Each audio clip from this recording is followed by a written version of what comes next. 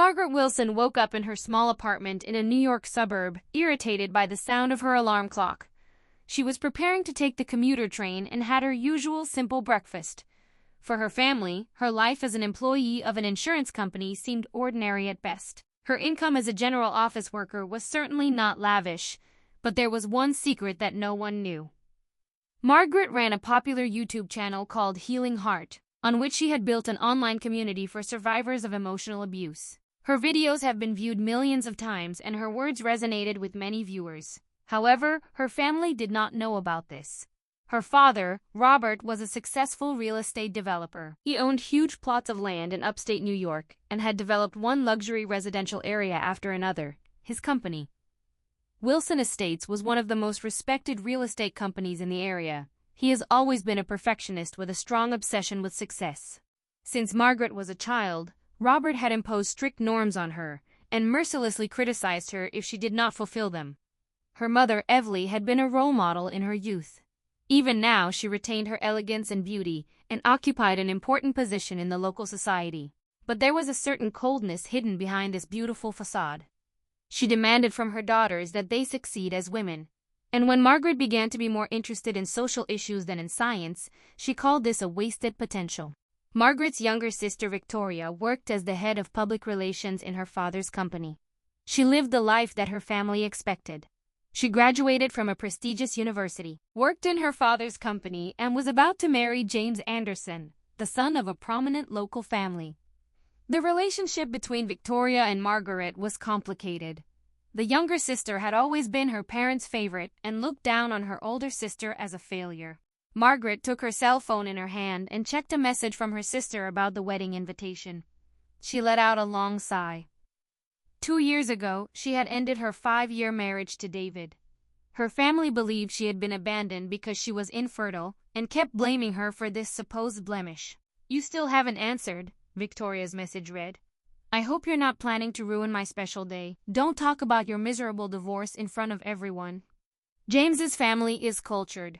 Margaret finished reading the message and smiled gloomily. She went to the window and looked at the certificates and plaques that were attached to the wall of her living room.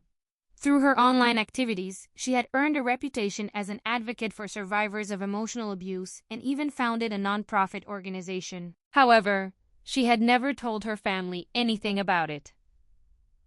At a small desk in the corner of the room, she wrote a response to the invitation to the wedding celebration. "Of course I will come," she wrote. "I am also making special preparations for the family." Margaret picked up her smartphone and opened a special app. On the screen appeared the lettering Healing Heartsley, and under it the status ready. She took a deep breath behind her decision. There was a plan to attend her sister's wedding party. Her family believed her ex-husband David was a high school dropout who was still having problems. In reality, David had become the managing director of a successful technology company. The real reason for their divorce was a completely different one than her family assumed. Margaret opened her wardrobe and took out a modest navy blue dress. This would be your weapon. It was unobtrusive, would not attract attention, but was the perfect garment to bring to light the truth hidden in her smartphone she had kept secret from her family. That her YouTube channel Healing Hurts now had over 1 million fans, and that her nonprofit organization for the support of victims of emotional abuse was flourishing. For 2 years, she had been collecting evidence for this day, and also made legal preparations. Margaret checked her phone one last time and confirmed an email from her lawyer. She nodded slightly at the message, which read, "All preparations have been completed." "I'm not going to run away anymore," she said to herself in silence. "It's time to reveal the truth." The ballroom of the Grand Palace, a luxury hotel in Westchester County, was lavishly decorated for the wedding reception of Victoria and James. Crystal chandeliers sparkled from the ceiling, and white and golden flowers decorated every table. Local dignitaries had gathered. To celebrate the union of the Wilson and Anderson families, Margaret stopped at the entrance to the venue. She had chosen her navy blue dress to blend in with the eye-catching outfits. She looked at her smartphone and took a deep breath. At last you are there. When Margaret turned around, she saw Eveline standing there, perfectly made up and in an expensive champagne golden dress. She looked at her daughter from top to bottom and slightly frowned. "You could have cleaned yourself out a little more," she said. Today is a special day. Everyone is watching. Margaret smiled gently. Where is Victoria? Margaret inquired at the main table. Of course, you are sitting at table 8 with the relatives, said Evelyn and disappeared into the crowd. Margaret went to the place assigned to her. At the table sat distant relatives and employees of her father's company. She greeted them quietly and took a sip of water, the voice of the host of the receptionist through the hall. Victoria and James appeared on the dance floor and began to dance to a sweet Chiron melody. Victoria's pure white wedding dress was decorated with beads that reflected the light with each of her movements. James looked at her affectionately. Margaret watched her quietly. In her hand, her smartphone vibrated slightly. A message has been displayed. Finish. After the dance, the food was served and the champagne glasses were filled. Then it was time for the speeches. Robert Wilson was the first to stand up and said, "It is an honor for us to welcome the Anderson family." His speech was short and unsought, but you could hear the pride in his voice. My daughter Victoria has always been our pride and joy. She has the talent and beauty that live up to the name Wilson. Margaret lifted her wineglass and took a sip. Her gaze slowly wandered around the room and remained on the projector and the screen like. Evelyn's speech was about herself and her own youthful beauty. Victoria inherited my beauty, she said, and the audience laughed politely. Then Victoria got up. With a beaming smile, she looked around the audience. Today is the happiest day of my life, she said. I would like to thank everyone who supported me, especially my parents. Thank you for showing me the perfect model of life. She glanced once in Margaret's direction and slightly pursed her lips. And I have prepared a special presentation, Victoria continued. A slideshow with family memories. The light in the hall has been dimmed and the screen is preserved. The first slide showed photos of Victoria from childhood to the present. Beautifully successful, always surrounded by her parents, and let me tell you a little about my sister Margaret, Victoria said. The screen changed, and in large letters it stood there. Margaret Wilson, infertile, failed marriage, high school dropout, low income, single. Those present giggled, and gradually the giggling turned into loud laughter. Margaret's photo was projected onto the screen. Margaret did not move. Her expression didn't change, but inwardly she thought it had started. Victoria seemed delighted with the reaction of the audience. La, not too much, she will cry, she joked. The hall burst out laughing at him even louder. Evelyn took a sip of wine and stared blankly at herself.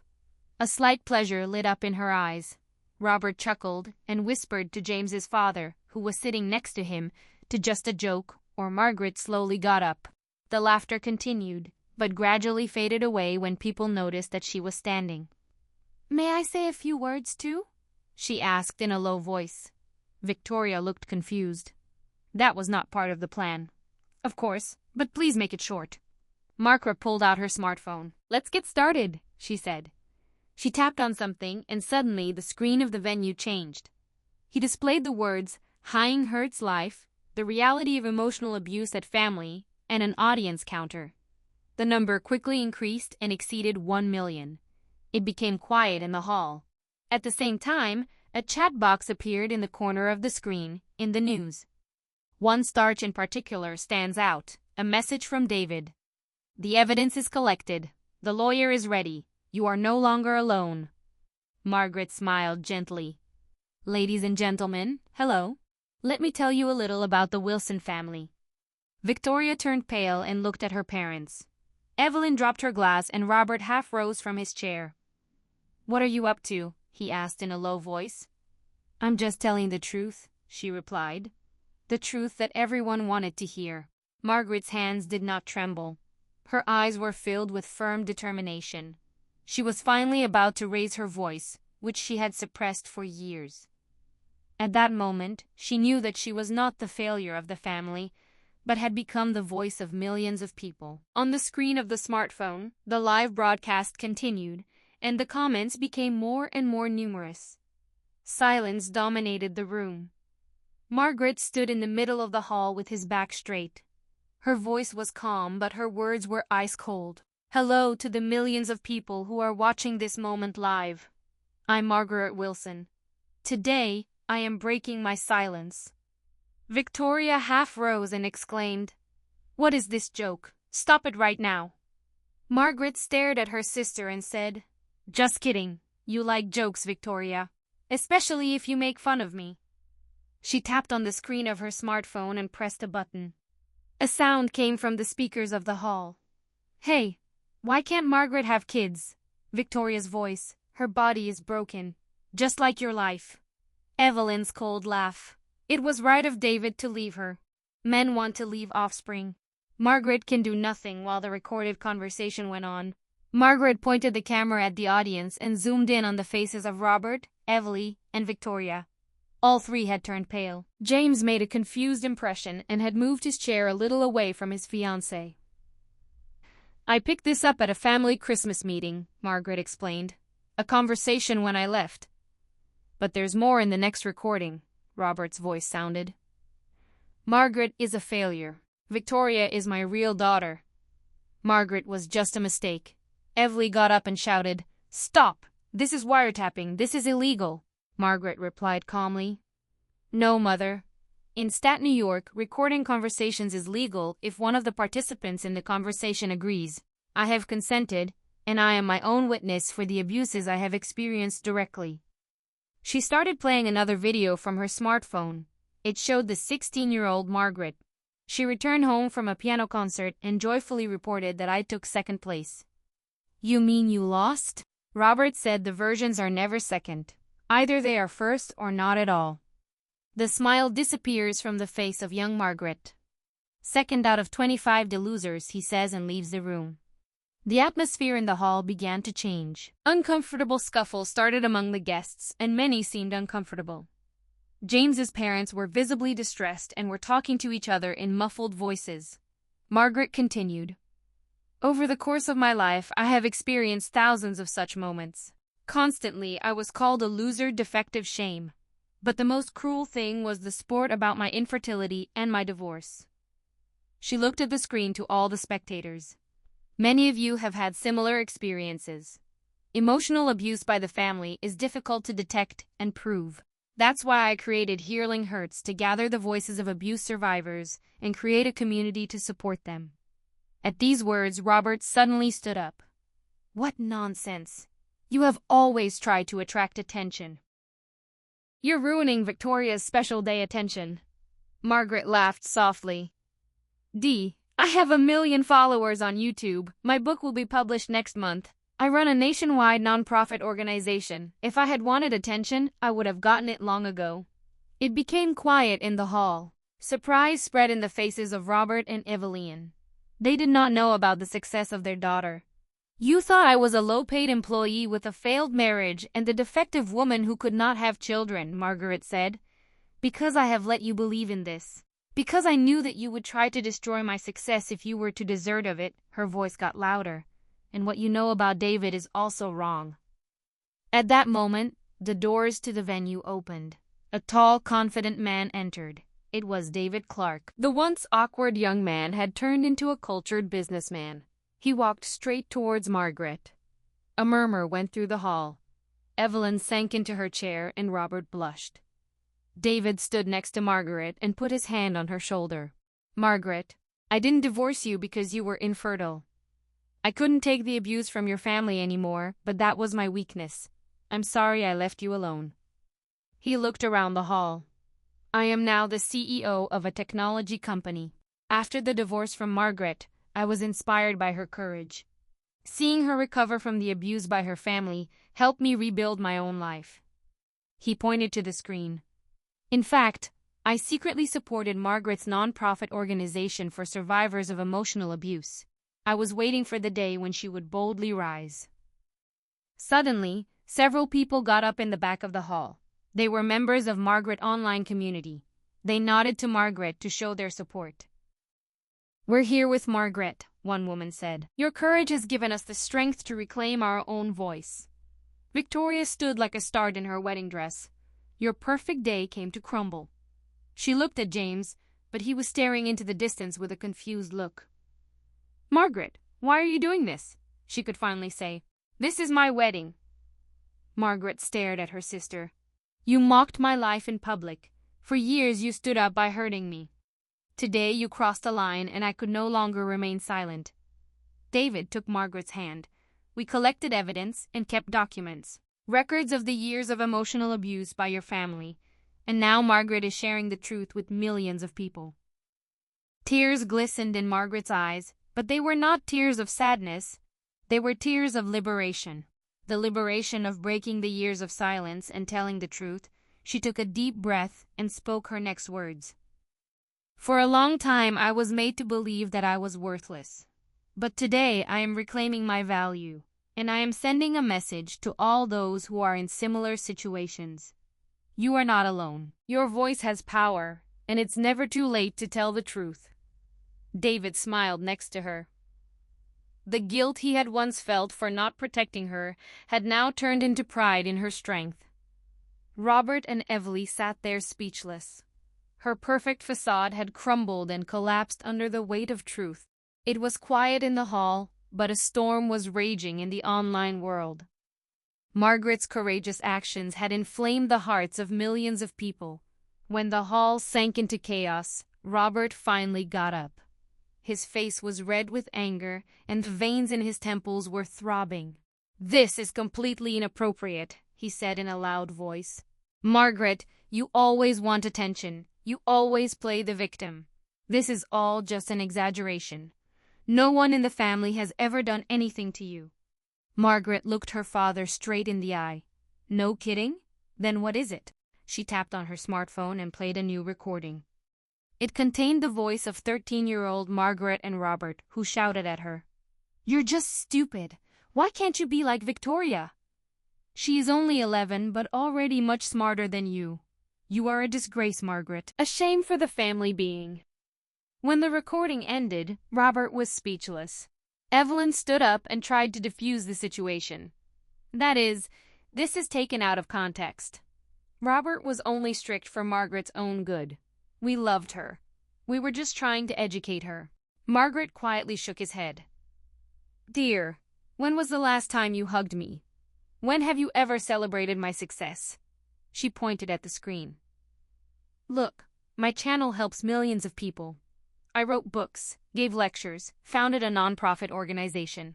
But you didn't say once that you were proud of me because you didn't even know about my success." The atmosphere in the hall began to change.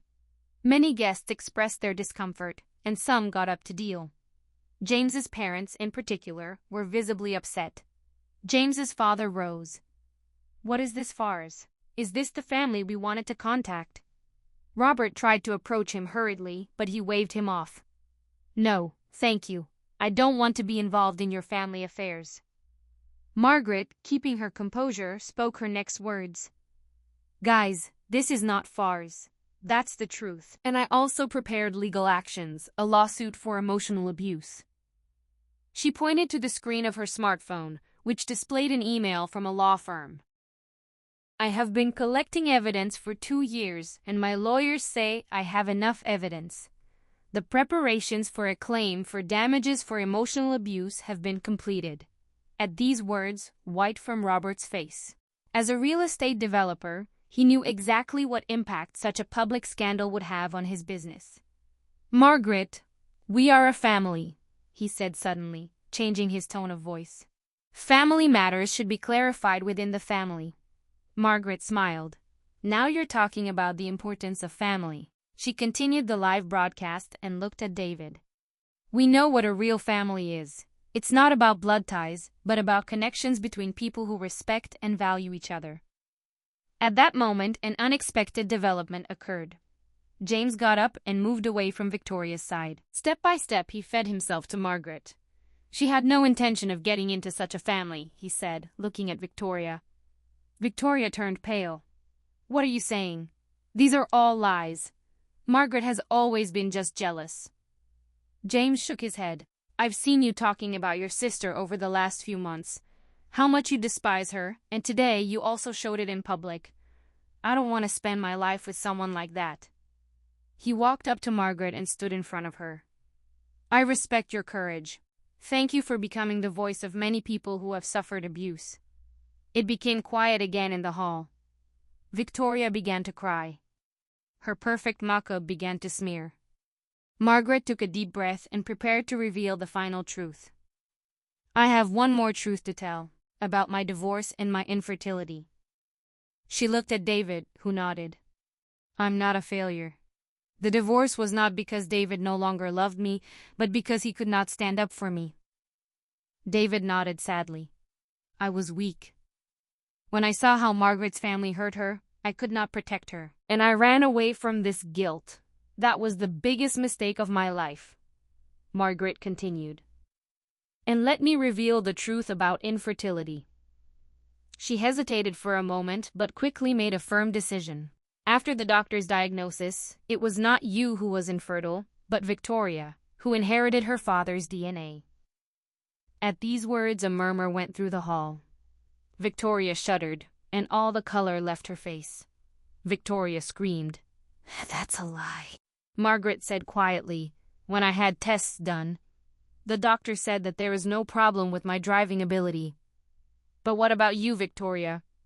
I know that you and James tried to get pregnant and failed. It is a medical fact that the father's DNA anomaly is passed on only to female children. At this bombshell of truth, Robert sank trembling in his chair. His secret, his DNA defect, something he had always hidden, was now public. Victoria stared at her parents. Is this true? Evelyn could not say anything, but only covered her face with her hands. This was the truth, of which she, too, had known nothing. Margaret said quietly, After my divorce, you forced me to accept the label. I am a defect. But in reality, the mistake was somewhere else. There was complete silence in the saw. James moved away from Victoria and approached his parents. The Anderson family was preparing to leave together. Margaret finally turned the camera to the audience and said to them, The truth can sometimes be painful, but it is the truth that sets us free. Today I told my truth, and by doing so, I became free. David held her hand and stood by her side. Members of Margaret's online community gathered around her and formed a circle of support. It was a real turning point in Margaret's life. A year later, the Barnes & Noble bookstore in New York City was crowded with people. There was a signing session for Margaret Wilson's new book, Silent No More. The queue stretched all the way to the front of the store, where hundreds of people were waiting to meet her. By now, Margaret had become a nationally recognized advocate for survivors of emotional abuse. The Hurling Hertz Foundation, which she founded, was internationally recognized and carried out programs to support abuse survivors in various places. She regularly appeared on television and gave lectures as an expert on emotional abuse.